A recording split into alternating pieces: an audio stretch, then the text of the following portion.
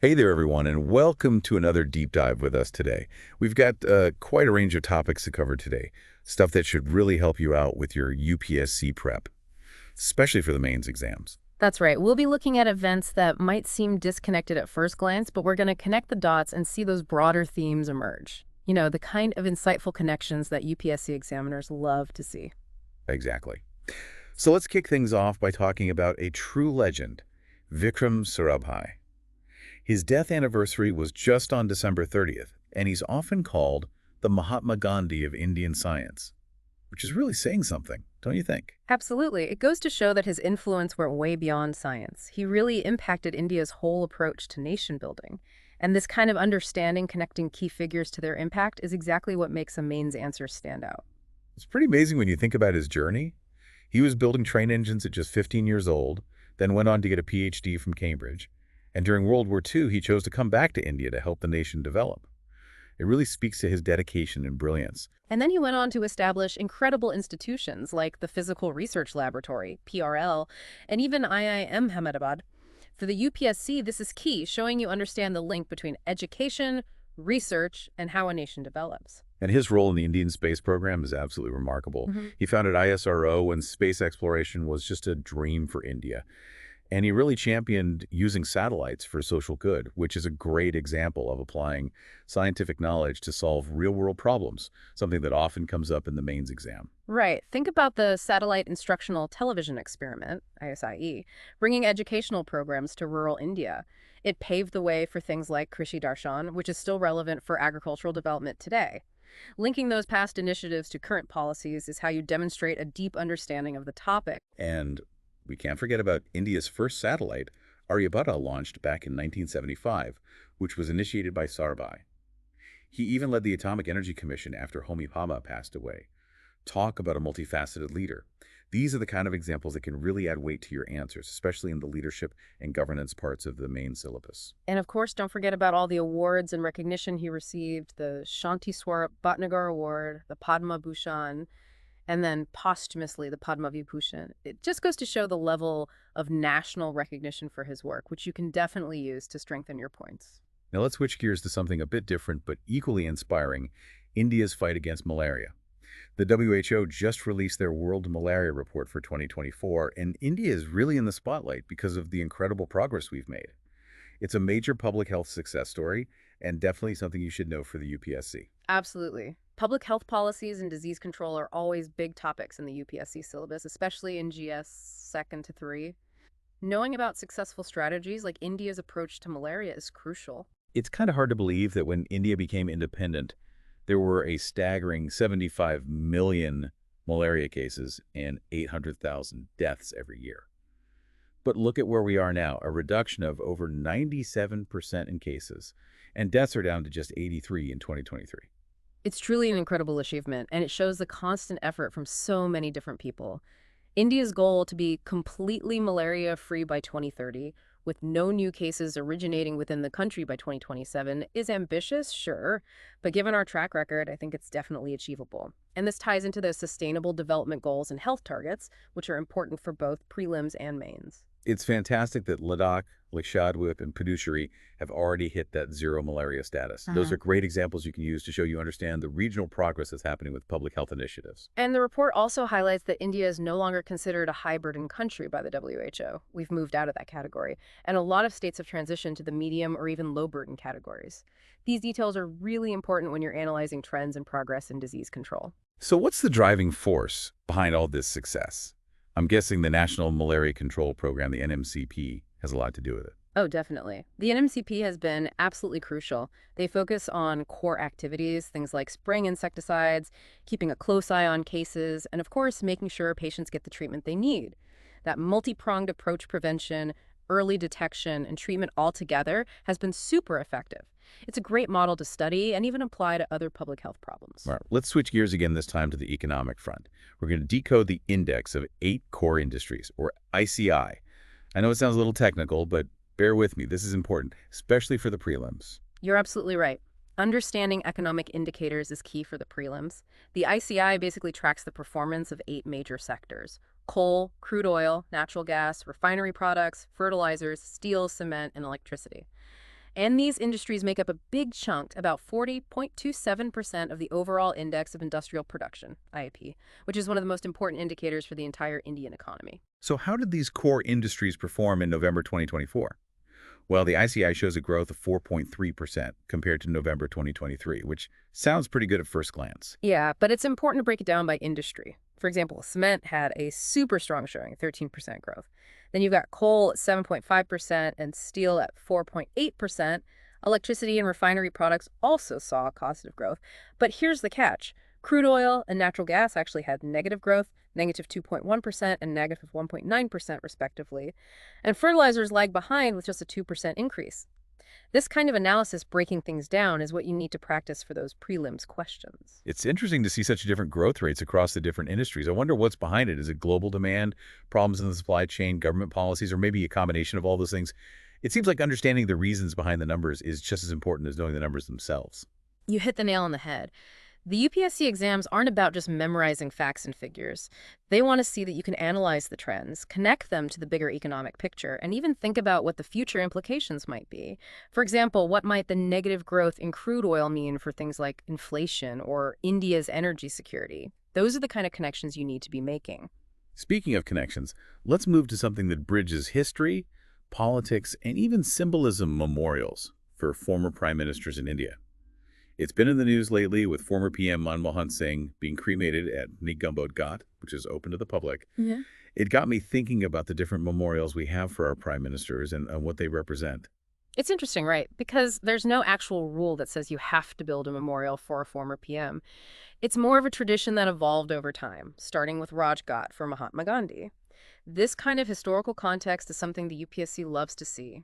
Rajghat was truly a turning point, becoming a symbol of peace and unity. And then we saw memorials for other leaders: Nehru, Shastri, Indira Gandhi, and Vajpayee. Their names, Shantivan, Vijaygat, Shakti Sthal, Smriti Sthal, often reflect their legacy, some core aspect of who they were. Exactly. It's subtle but powerful. Understanding those nuances can add a lot of depth to your answers, especially when you're discussing things like national integration or how political thought in India has changed over time. And there's definitely a political angle too, right? Mhm. I mean, look at P.V. Narasimha Rao. He was initially denied a memorial in Delhi. It was only later that they established Gyambhumi. And then there's V.P. Singh, who still doesn't have a dedicated memorial. The way history, politics, and public perception all come together when we honor past leaders is fascinating. It really is. It shows just how complex political decision-making and public memory can be themes that pop up all the time in the UPSC, especially in essays and general studies papers. And who takes care of all these memorials anyway? It seems like it's a mix of state governments, local municipalities, and sometimes the central government gets involved too. These practical aspects of how things are actually run are good to know for your answers because it shows you understand the realities on the ground. Okay, for our last topic in this section, let's zoom out to the global stage and talk about Ukraine's decision to stop Russian gas from transiting through their territory. It's had a ripple effect across Europe, particularly in Moldova and Transnistria, which rely heavily on Russian gas for their energy needs. This situation is extremely relevant to the UPSC syllabus. It touches on international relations, the dynamics of geopolitics, and even energy security, all crucial topics. Paying attention to events like this and understanding the reasons behind them is essential for your preparation. So first things first, where exactly is Moldova? It's a small landlocked country in Eastern Europe, bordered by Ukraine on one side and Romania on the other. And guess what? Moldova just opened their very first embassy in New Delhi. Interesting. That could suggest a growing relationship between India and Moldova. You know, even small events like this can sometimes signal bigger shifts in the geopolitical landscape, something the UPSC is always testing you on. Now let's talk about Transnistria. It's a breakaway region within Moldova that has strong backing from Russia. They declared independence back in 1990, but the international community doesn't recognize them. Why is there so much tension between Moldova and Transnistria? It all goes back to the Soviet era. During that time, Transnistria was a major industrial center, and a lot of Russian-speaking people moved there. When Moldova became independent in 1991, Transnistria was afraid of being absorbed into Romania because of their shared culture and language. That fear, combined with Russia's support, led to a war in 1992, which just made the bond with Moscow even stronger. So that historical context explains why Transnistria is so dependent on Russia, not just for energy, but for their security too. And with winter setting in, this whole gas dispute becomes even more serious. It shows how energy can be used as a tool in geopolitics, a recurring theme in international relations, especially when it comes to Russia. And the fact that Moldova still needs Russian gas, even though they're trying to move closer to Europe, just makes the situation even more complex. It really highlights how economics and politics are intertwined. This gas dispute just goes to show how important it is to diversify your energy sources. That's something any aspiring diplomat or policymaker should always keep in mind. Moldova and Transnistria are in a tough spot because they're so reliant on one supplier. It really highlights how connected everything is in the world. Science, public health, the economy, global politics, it all fits together. It's that bigger picture that you as UPSC aspirants need to understand. Exactly, and that's why we always encourage you to look beyond the headlines, dig into the history, think about different perspectives, and connect the dots. It's that deeper level of understanding that will really set you apart in those exams. Okay, so let's go back to India for a minute and talk more about Vikram Sarabhai's legacy, specifically his focus on building institutions. I'm thinking this could definitely be something they ask about in the mains exam, don't you think? Oh, absolutely. The way he approached institution building shows a real understanding of how to cultivate talent and create an environment where science and the economy can thrive. Those are essential parts of nation building, which comes up a lot in the main syllabus. Right. We already touched on the Physical Research Laboratory, PRL, in Ahmedabad, which he started back in 1947. It was a huge step forward for India's space research program. But Sarabhai didn't start with just science institutions. He knew that a holistic approach to development was important, which is a valuable lesson for any aspiring leader. And that's why he was instrumental in setting up IIM Ahmedabad, which is one of the top business schools in India. He recognized that strong management was crucial for India's economic progress. And his vision is still paying off today. IIM Ahmedabad keeps producing leaders in all sorts of sectors, including people who shape economic policy. That direct connection between Sarabhai's ideas and India's economic growth is something you could highlight in your mains answers to demonstrate a deeper grasp of the topic. And then you have the Community Science Center in Ahmedabad, which makes science fun and accessible for everyone, especially kids. It shows how committed Sarabhai was to fostering scientific thinking from a young age, which is a concept that often comes up in discussions about education policy. All these institutions, even though they're so different, reflect this core belief that Sarabhai had, that education and knowledge can transform people and nations. It's a powerful insight for anyone who wants to serve their country. He even co-founded the Darpin Academy for Performing Arts with his wife, Mrinalini Swaminathan, who was a famous classical dancer. It just shows how much he valued the arts and recognized how important they are to a well-rounded society. It's a good reminder that being an effective leader isn't just about technical skills or being good at administration. It's also about promoting creativity and cultural expression, recognizing that the arts are a key part of a society's development. Okay, let's circle back to India's success with malaria and get into the specifics of the government's approach. I think the National Framework for Malaria Elimination, which they launched back in 2016, is really important. It lays out the plan for how India will become malaria-free by 2030. You're right, that framework is a must-read for anyone prepping for the UPSC. It outlines a comprehensive plan: vector control, surveillance, diagnosis, treatment, community engagement, all those crucial elements of public health policymaking. And the framework also puts a lot of emphasis on research and innovation, pushing for new tools and strategies to fight malaria, things like new drugs, vaccines, and diagnostic methods. It shows how proactive India is being in tackling these public health challenges. That focus on research and innovation is absolutely critical, especially since those malaria parasites are becoming resistant to the drugs we already have. It's a constant race, and it's great that India is investing in staying ahead of the curve. That's something you would highlight when you're writing about scientific advancements and their impact on public health. And we can't forget about the High Burden to High Impact HPHI initiative, which started in 2019.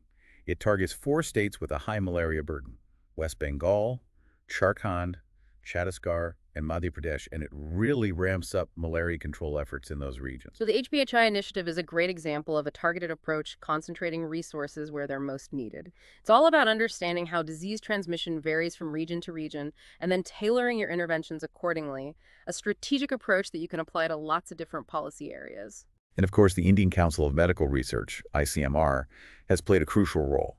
They established the Malaria Elimination Research Alliance India, MERA India, which brings together researchers and all sorts of stakeholders to speed up progress. MERA India shows just how powerful collaboration and interdisciplinary approaches can be when it comes to solving these really complex challenges. That model, working together on research and development, is relevant across many sectors, not just health. All right, let's do a little thought experiment here and try to connect the dots between two topics that might seem totally separate: the index of 8 core industries and memorials for former prime ministers. It might sound like a stretch, but I think there's an interesting link. I agree. It's all about finding those connections, seeing the parallels, and understanding the bigger picture. Those are skills that will serve you well not only in the UPSC exams, but throughout your career in the civil services. So we talked about the ICI, which measures how well core industries are doing: coal, steel, cement, electricity, all those things that form the backbone of the Indian economy. Exactly. They provide the raw materials, the energy, the infrastructure, all the things that drive economic growth. Hmm. When the ICI is strong, it usually means the economy is healthy and growing. Now think about those memorials for former prime ministers.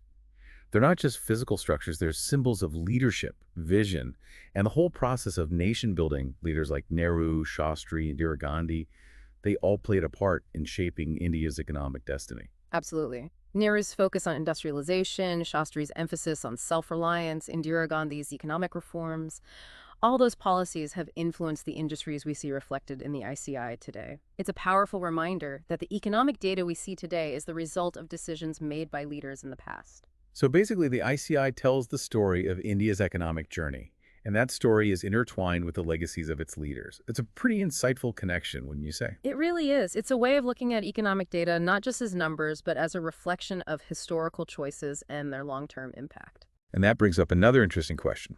What will future generations see when they look at the ICI, say in 2050 or 2075? Whose legacies will be reflected in those numbers? That's a great question to think about. It reminds us that as future policymakers, you'll be the ones shaping those trends. The decisions you make will have a lasting impact on India's economic path. Okay, let's quickly recap the key takeaways for all those UPSC aspirants out there. First, we talked about Vikram Sarabhai, the visionary who shaped India's space program and made huge contributions to institution building. Remember his multifaceted approach to development science, technology, management, education, and the arts. It all mattered to him.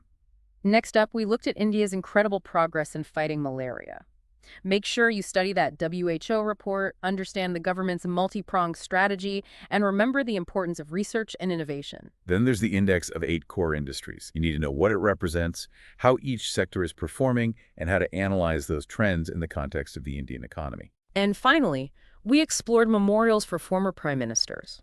Think about how they've evolved over time, the symbolism they embody, the political nuances involved, and how they connect to India's political and economic journey. And remember, we've only just scratched the surface here. Keep digging deeper, exploring different viewpoints, and connecting those dots. That's the key to success in your UPSC preparation. Now let's move on to our final segment.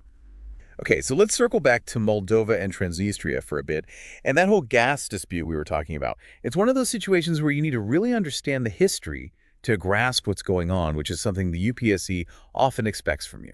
Yeah, knowing about Transnistria's status as a breakaway region with strong ties to Russia is crucial for understanding the tension there. They declared independence way back in 1990, but they're still not recognized internationally. It's a classic example of a frozen conflict. So why is Transnistria so closely aligned with Russia? It feels like there's a lot of history there. Oh, absolutely. It goes back to the Soviet era. During that time, Transnistria had a lot of industry, and a big part of the population was Russian-speaking. When Moldova became independent in 91, Transnistria was worried about being absorbed by Romania because they share a lot culturally and linguistically. And that fear, plus support from Russia, led to the war in 92, which cemented their bond with Moscow. And that conflict ended in a stalemate, with Transnistria being independent in practice but not officially recognized, and Russian peacekeepers have been stationed there ever since, which complicates things even more. That historical background is key to understanding why this current gas dispute is so critical for Transnistria.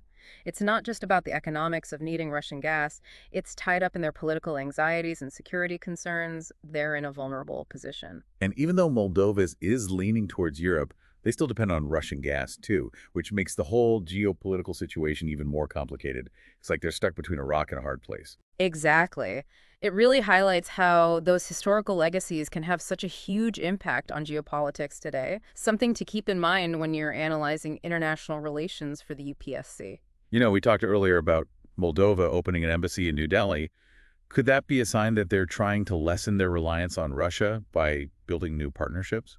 It's definitely possible they might be trying to broaden their diplomatic and economic ties, maybe even looking at energy collaborations with countries like India. It's worth keeping an eye on, especially with India's growing influence in the world.